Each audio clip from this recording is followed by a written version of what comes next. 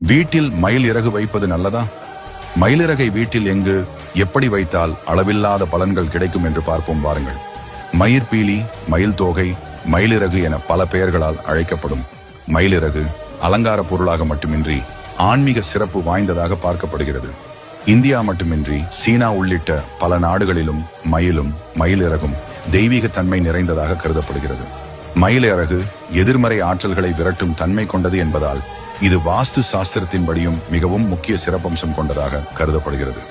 இத்தகைய புனிதமான மயிலிறகை வீட்டில் ஒரு குறிப்பிட்ட திசையில் குறிப்பிட்ட இடத்தில் வைப்பதால் வீட்டில் உள்ளவர்கள் மட்டுமல்ல, தனி மனிதர்களின் வாழ்விலும் மிகப்பெரிய மாற்றம் வரும்.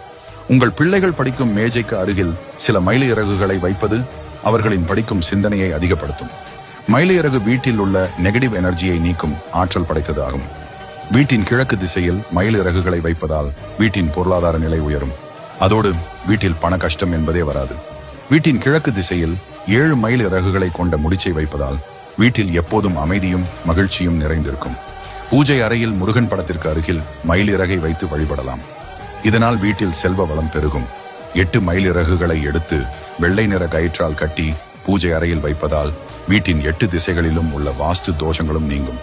மயில் இறகை பீரோவில் பணம், நகை உள்ள இடங்களில் வைத்தால் செல்வம் பல மடங்கு பெருகும். வீட்டில் தலைவாசல் பகுதிக்கு மேல் மயில் இறகை ஒட்டி வைத்தால் திருஷ்டி தோஷம் இருந்தால் நீங்கிவிடும்.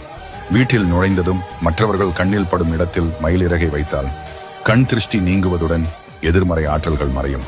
மயில் இறகை ஒற்றைப்படையிலான எண்ணிக்கையில் வைப்பது சிறப்பான பலனை தரும். எதிர்மறை ஆற்றல்கள் வீட்டிற்குள் நுழைவதை இது தடுக்கும். வீட்டின் மேற்கு திசையில் ஒருபோதும் மயில் இறகை வைக்கக்கூடாது. இது எதிர்மறை ஆற்றல் மற்றும் வாழ்க்கையில் சிக்கல்களை ஏற்படுத்துகிறது. அனைத்து தெய்வங்களும் 9 கிரகங்களும் மயில் இறகில் வசிக்கின்றன என்பது நம்பிக்கை. எனவே இந்த இறகு வாழ்க்கையின் திசையையும் நிலைமையையும் மாற்ற உதவும் என்று நம்பப்படுகிறது.